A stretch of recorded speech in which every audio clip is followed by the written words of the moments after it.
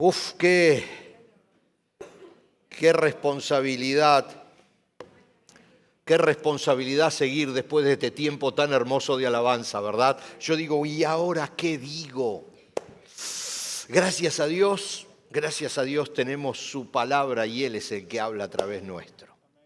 Yo tengo tantas experiencias de eso. Una vez hace muchos años, muchos de ustedes conocen, recuerdan Cry Fellowship, y estábamos allí y yo termino de predicar y una señora me dice, gracias por lo que dijo. Y me dice lo que dije y yo no lo había dicho. Les aseguro que yo no lo había dicho. Y entonces yo la miro y digo, gracias a Dios. Gracias a Dios que Él nos habla a nosotros, a nuestro oído, lo que nosotros necesitamos. Entonces no es lo que el encargado de compartir el mensaje diga, es lo que Dios te está diciendo a ti, al oído, por tu vida, por tus características, por tus necesidades. Eso para mí fue muy, muy fuerte que me dijera eso. Porque digo, bueno, entonces no importa lo que yo predique. Sí importa. Importa mucho, hay que prepararse bien. Pero el Señor es el que finalmente entrega el mensaje. Y lo entrega a cada uno de acuerdo a su necesidad, no solo lo que yo diga. Pero aquí lo que nosotros estamos haciendo ahora es seguir con el estudio de Mateo. Hace rato que venimos. No sé si les dije el domingo anterior que también me tocó tener la palabra con ustedes, que pudiéramos todo el año estar estudiando solamente el Sermón del Monte. Ese primer sermón que Jesús dio cuando comenzó su ministerio en la tierra. Ese primer sermón después de haber sido probado en el desierto por 40 días. Allí donde el diablo lo tentó y salió fuerte el Señor Jesús y comenzó a predicar, ese primer sermón tiene tanta información y tanta vida para nosotros que pudiéramos, ya les digo, estudiarlos todo el año. Entonces hoy, si ustedes me permiten, vamos a volver casi con lo que dejamos el domingo pasado para los que estuvieron. Y para los que no estuvieron no hay problema porque vamos a hacer un resumen. Ustedes saben que soy mucho de hacer resúmenes y de volver sobre lo que ya dije, pero estábamos hablando acerca del juzgar, porque claro, aquí en Mateo al principio Jesús empieza a hablar acerca de el buen juzgar preparándonos para evaluar al otro, al que está a nuestro lado, al que está adelante, al que está atrás, al otro. Este pasaje que ahora vamos a volver a leer, que ya lo leímos el domingo pasado, apunta hacia el otro. Y se los repito varias veces porque es muy importante esto, el otro. Vamos a leerlo, está en Mateo 7, del 15 al 18, y dice, por supuesto está hablando Jesús. Mateo lo que hace es registrar, porque era el anotador, él registraba lo que Jesús decía. Y Jesús dice, y está allá escrito en Mateo capítulo 7, versos 15 al 18, ten cuidado de los falsos profetas. Nos dice a nosotros, ten cuidado de los falsos profetas que vienen disfrazados de ovejas inofensivas, pero en realidad son lobos feroces. Puedes identificarlos por su fruto, dice, este es un pasaje muy importante. Puedes identificarlos por su fruto, es decir, por la manera en que se comportan. ¿Acaso puedes recoger uvas de los espinos o higos de los cardos? Un buen árbol produce frutos buenos y un árbol malo produce frutos malos. Un buen árbol no puede producir frutos malos y un árbol malo no puede producir frutos buenos.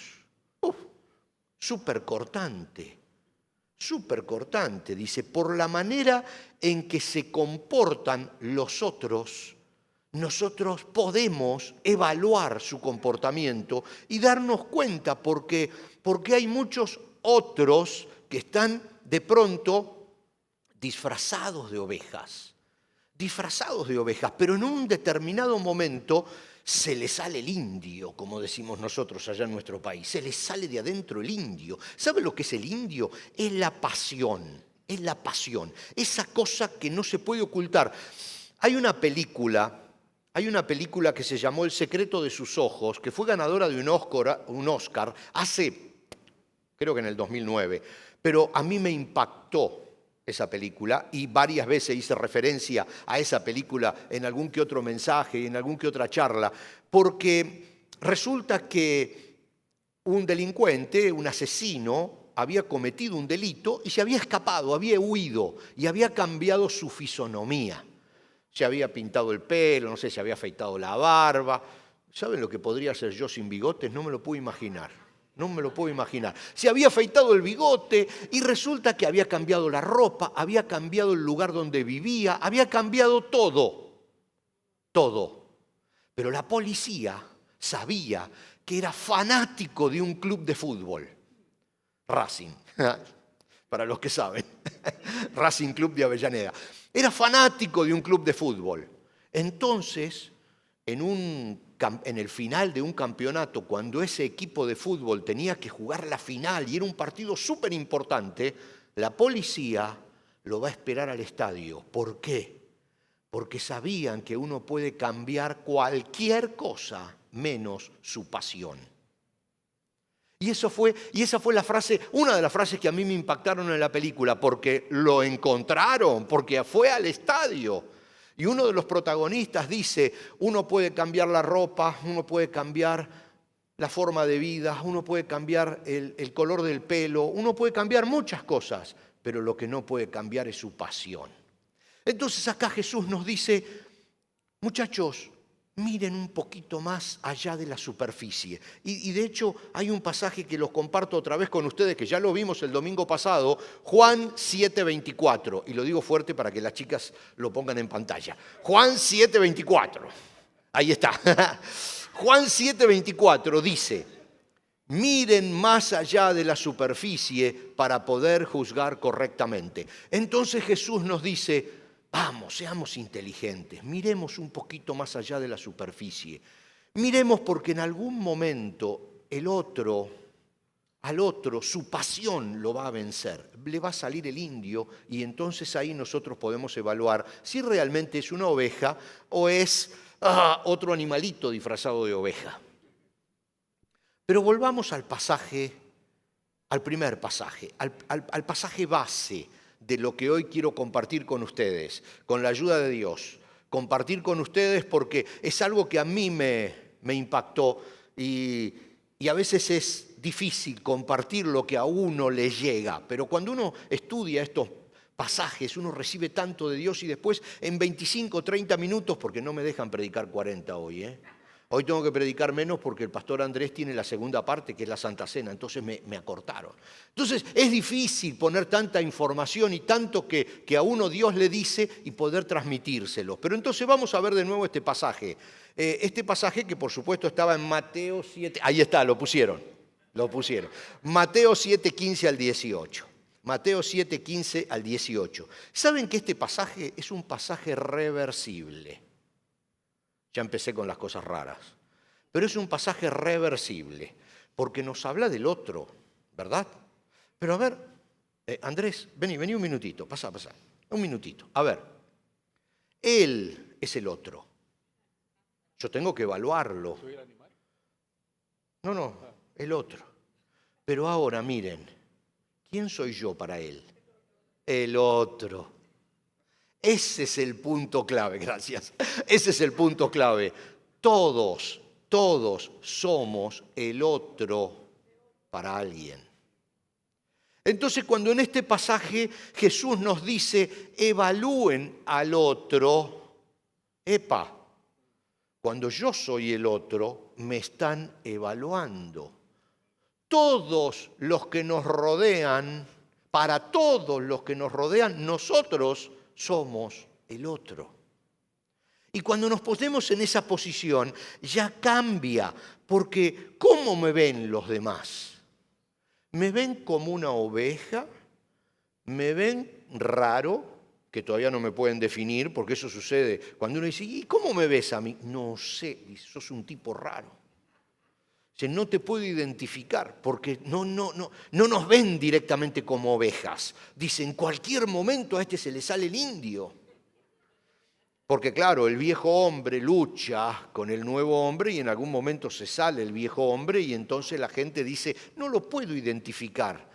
Cuando nos están evaluando, decíamos cuando éramos chicos, uy, si yo pudiera ser mosquito para escuchar lo que dicen de mí. ¿Escuchó eso alguna vez? ¿O lo pensó? Dice, ¿qué estarán diciendo de mí los demás? Ojalá fueras mosquito para meterme allí y escuchar lo que dicen de mí. Pero miren qué importante que es esto. Lo que dicen los demás del otro. Del otro, no del otro, del otro. ¿Qué testimonio de vida ven los demás en mí?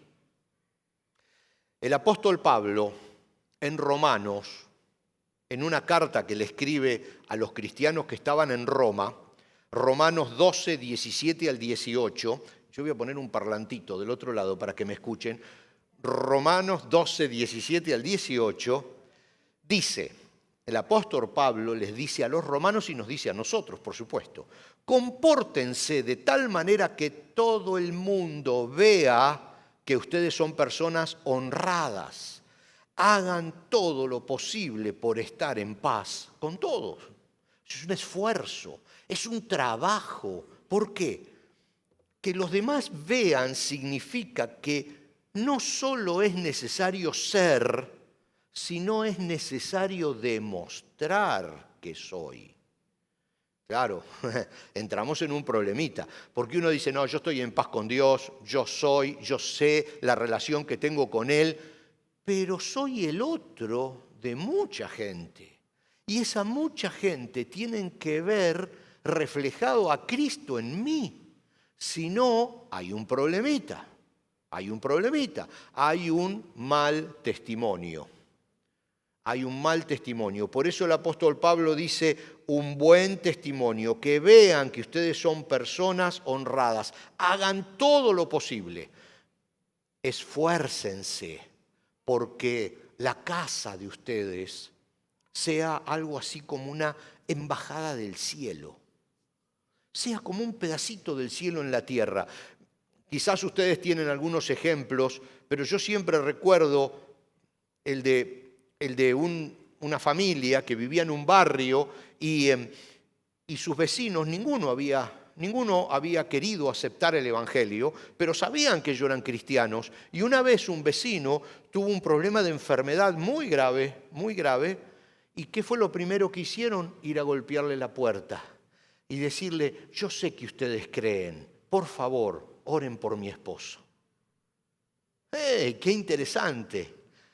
Ser una embajada del cielo en nuestra casa, que nos puedan ver como, bueno, está bien, yo no creo, pero ellos sí creen. Somos un pedacito del cielo. En el momento de necesidad, en el momento de presión, y ahora vamos a hablar de la presión, que sepan que hay un lugar seguro en el barrio. Nuestra casa, que sepan que hay un lugar donde hay personas de fe. Por supuesto, tienen que saber que estamos allí, pero también tienen que escucharnos hablar el idioma del cielo. El idioma del cielo es un idioma de misericordia. Por supuesto, como decían las chicas hoy y todo el grupo cuando estábamos adorando al Señor, adorar, aunque esté en el piso arrastrando, me decía Yade, ¿no? Adorar. Que somos personas que adoramos. ¿Por qué? Porque el idioma del cielo es la adoración, es el agradecimiento, es la buena onda, es la palabra con misericordia. Que nos vean tener esas actitudes y porque tienen que ver que hubo un cambio en nosotros. Tienen que ver que hubo un cambio, porque somos el otro de mucha gente. Claro, como les decía recién, hay una situación de presión donde se ven las verdaderas intimidades. Cuando estamos bajo presión es cuando salen el indio verdadero, lo que uno tiene. Ahí por ahí dicen que son comunistas hasta que se enriquecen. Porque la presión del dinero, ya se terminó el comunista. Claro, también son ateos hasta que el avión empieza a caer. Ahí se terminaron todos los ateos. Y son machos hasta que la cucaracha vuela. Ahí se acabaron los machos. Cuando la cucaracha vuela se terminó todo. ¿No es cierto? Bueno, entonces bajo presión es cuando los demás nos ven cómo actuamos. Cuando todo está bien, está todo bien. Es bajo presión. Entonces ahora yo quiero contarles una ilustración que me parece pero reubicada para este momento, aunque quizás la conozcan porque yo mismo la he contado un par de veces, porque como me gusta, y es tan visual que, bueno, no me tiren con nada si ya la recuerdan. Solo traten de imaginarse esto que vamos a ir viendo, porque tiene tanta información, tanto mensaje para nosotros esta ilustración, que ya van a ver. Resulta que había un cocinero, ya saben cuál es, que tenía 3 ollas con agua hirviendo. Nadie dice, ah, sí, la conozco. ¿Nadie? ¿Sí? Por allá, sí, porque me graban. Bueno, era el cocinero, tenía 3 ollas con agua hirviendo, las 3. Entonces el cocinero lo primero que agarra es un huevo. Un huevo. Claro, las 3 ollas son el conflicto, el agua hirviendo. Entonces agarra un huevo, ahí lo tenemos, un huevo. El huevo llega al conflicto, todavía ni siquiera sabe cuál es el conflicto, pero tiene una cáscara fina y adentro está lleno de vida. Es un huevo, está lleno de vida. Muchos sueños, deseo de mejorar, hacer ejercicios, adelgazar, estudiar. El huevo está lleno de vida, quiere hacer cosas, quiere hacer cosas. Es una personalidad fluida, adaptable, joven, con deseos de servir. El huevo. Entonces agarra el huevo y después agarra una zanahoria. Una zanahoria. ¿Tenemos la zanahoria? Tenemos la zanahoria. Una zanahoria. La zanahoria nació bajo tierra, sufrió de chica. Sintió el dolor de estar enterrada y salió a la superficie, se superó. La zanahoria dura, firme, estable, confianza, liderazgo, dones de servicio, grandes sueños. La zanahoria. Y luego el cocinero, cuando llega a la tercera cacerola, toma granos de café. Toma un puñado de granos de café. Los granos de café nacieron sabiendo que están en un proceso, que todavía no terminaron su proceso, que para llegar al destino final los iban a golpear, los iban a triturar, los iban a lastimar. El grano de café sabía que la vida no iba a ser fácil. Sabía que eran conscientes que los iban a aplastar, que los iban a lastimar. Y bueno, ¿qué sucede? Que el cocinero echa el huevo en una cacerola con agua hirviendo, echa la zanahoria en la otra y echa los granos de café en la otra cacerola. Y comienzan a hervir. El café sabía que era un proceso, porque sabía que su vida no había llegado al final cuando era un grano. Sabía que tenía que pasar por presión para desarrollarse. Pero los demás no. Los demás no sabían ni el huevo ni la zanahoria. Y entonces ahora vamos a ver qué pasó. Después de 10 o 15 minutos de estar hirviendo, apareció la foto 4, que es el huevo nuevamente. Y miren la diferencia. Se puso duro.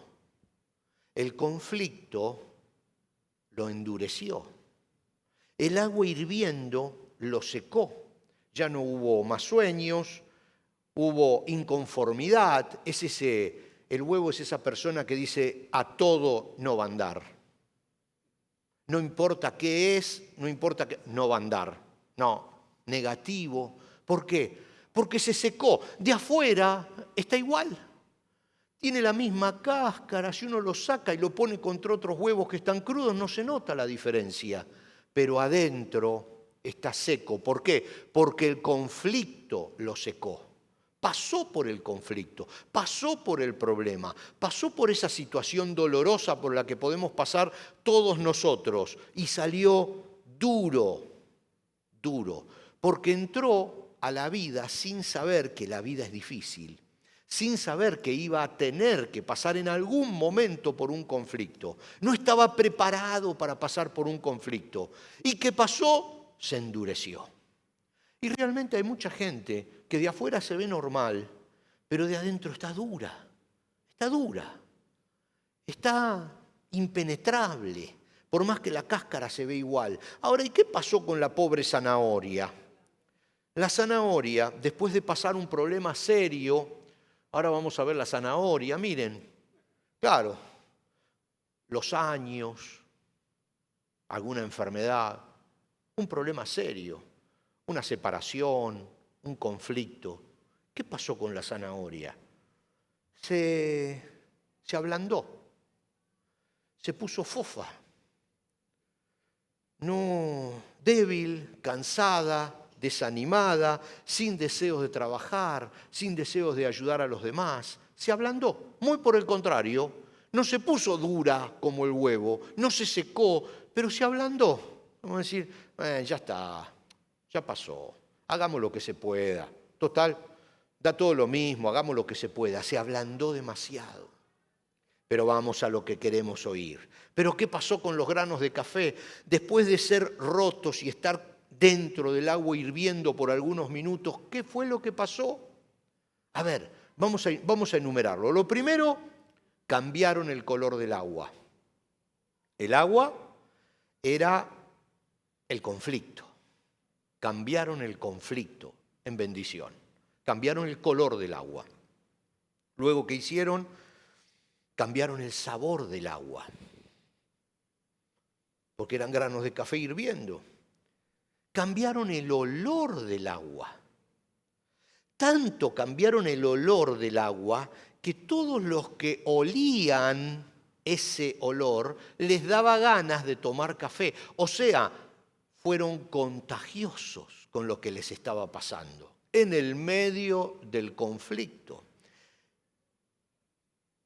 El grano de café se superó en el conflicto, bendijo a su entorno durante el conflicto y cambió para siempre a todos los que estaban al lado de él durante el conflicto.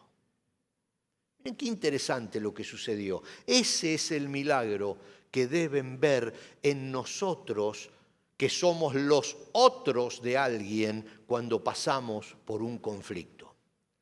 El apóstol Pablo también dice en 1 Corintios 11, 28, por tanto, examínese cada uno a sí mismo. Él lo está diciendo en el contexto de tomar la cena del Señor. Ahora va a venir esa parte donde vamos a participar juntos de la cena del Señor. Pero este concepto de examinarse a sí mismo está en toda la Biblia. Pero me gustó porque el apóstol Pablo lo dice con tan pocas palabras. Dice, por tanto, examínese cada uno a sí mismo. ¿Para qué? Para que descubras cómo te ve el otro, cómo te ven en el trabajo, cómo te ven en el barrio, cómo te ven en la escuela, cómo te ves cuando salen a la calle, cómo te ven los otros, cómo te están juzgando los otros. Porque recuerdan que este pasaje que leímos al principio, Jesús nos estaba enseñando cómo ver profundamente a los otros. Entonces la pregunta que nos hacemos hoy es cómo nos ven a nosotros cuando nos miran más profundamente. Cuando no solamente pasamos allí, así somos cristianos, levantamos la bandera, no, cuando estamos viviendo, ¿cómo nos ven los demás? Cuando somos otros y cuando los demás nos miran más allá de la superficie. El evangelista Juan decía, y ya lo habíamos visto antes, miren más allá de la superficie para poder juzgar correctamente. Nosotros a los otros, pero los otros hacia nosotros es lo mismo. Están mirándonos más allá de la superficie para juzgarnos. Y eso, cuando se refiere al testimonio es sumamente importante porque nosotros podemos hacer caer a algún pequeño si estamos dando un mal testimonio. Si la presión de la vida nos sacó cristianos duros o cristianos blandos. Somos zanahorias hervidas o huevos duros. La gente está esperando de nosotros que seamos granos de café, que estamos en un proceso, que cada vez vamos a llegar a más, pero que somos conscientes que para llegar a más vamos a tener que pasar por el agua hirviendo. Pero cuando pasemos por el agua hirviendo, la vamos a convertir en una bendición. Los apóstoles, todo el equipo de Jesús, todos los amigos de Jesús, reconocieron a una persona que era como un grano de café. Y les cuento, era un tal Bernabé. Resulta que, dice la Biblia que había un tal José, en Hechos 4:36, había un tal José a quien los apóstoles le pusieron el sobrenombre Bernabé, que quiere decir hijo de ánimo. Entonces mi pregunta para todos nosotros, para mí y para ustedes es, si nos tienen que poner un sobrenombre, ¿qué sobrenombre nos pondrían? ¿Qué sobrenombre nos pondrían? Acá se llamaba José y hoy nosotros lo conocemos, cuando hablamos de los discípulos lo conocemos como Bernabé, pero no se llamaba Bernabé.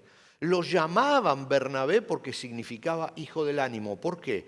Porque el hombre daba ánimo constantemente a la gente. Y es lindo ver la vida de Bernabé. Lo llamaban y decían, tenés que ir a tal iglesia porque están desanimados. Queremos que vayas y prediques en tal iglesia, porque él daba ánimo a la gente. Y daba ánimo a todos los que los rodeaban y siempre tenía una palabra de esperanza, una palabra positiva, una palabra de futuro. Es el hijo del ánimo, así lo llamaban. Entonces, tenemos que enfocarnos en que la gente que nos rodea, para los cuales nosotros somos el otro, nos pongan de sobrenombre algo que honre al Señor. Hijo de ánimo sería fabuloso. Hijo de ánimo sería fabuloso. Porque si lo que la gente necesita hoy es una palabra de esperanza, una palabra de ánimo, una palabra de sí se puede. Y nosotros, que somos los otros de alguien, somos los encargados de dar esa palabra de esperanza. Somos los encargados de transformar la presión en algo que pueda considerarse una bendición. Yo quiero animarlos a que ahora nos pongamos todos de pie, porque me gustaría que usted se pueda llevar claro, ahora no hay en el ambiente ese olorcito a café, pero si puede trasládese y sienta ese olorcito a café y diga, yo tengo que ser como un grano de café. Que cuando tenga que pasar por el mal momento, porque todos vamos a pasar por el mal momento, todos. Esto es como cuando usted va subiendo una montaña rusa. ¿Algunos fueron a montaña rusa? ¿Sí? ¿Subieron a la montaña rusa? ¿Se llama así montaña rusa? Cuando usted va en el cochecito de la montaña rusa y va subiendo y siente clac, clac, clac, clac, clac, clac, clac. Bueno, en mi época era medio como de madera, ¿no? Y siente clac, clac, clac, clac, clac, clac, clac. Y va llegando al final, que es arriba de todo, y siente el último clac. Y usted ya sabe que ahora viene la caída. Porque ya fue despacito, subiendo, subiendo, subiendo, y viene la caída. Y se prepara porque ahora viene lo difícil. Bueno, en la vida es así. Uno va subiendo y en un determinado momento siente ese último clac y sabe que el carrito quedó liberado y que ahora viene la caída. Todos vamos a pasar por esas caídas difíciles, que podamos ser granos de café y que los demás en el conflicto nos puedan ver a nosotros como lo que realmente somos. No solo ser, sino demostrar que tenemos a Cristo en nuestro corazón. Vamos a orar. Padre, Queremos darte muchas gracias. Muchas gracias por la claridad de tu palabra y por todas las enseñanzas que nos das. Padre, en el nombre de Jesús, gracias. Permítenos esta semana reflejar tu rostro a donde vayamos. Permítenos, Padre, que los demás puedan ver en nosotros verdaderos cristianos, comprometidos. Que todos los demás puedan escucharnos hablar con el idioma del cielo. Puedan sentir que realmente en nosotros vive Cristo. Padre, que podamos ser testimonio y que podamos honrarte en cualquier situación en la que estemos, en cualquier punto de esa montaña rusa en la que estemos, subiendo o bajando, que podamos honrarte y que podamos, Señor, reflejarte. Gracias, Padre, en el nombre de Jesús. Amén y amén.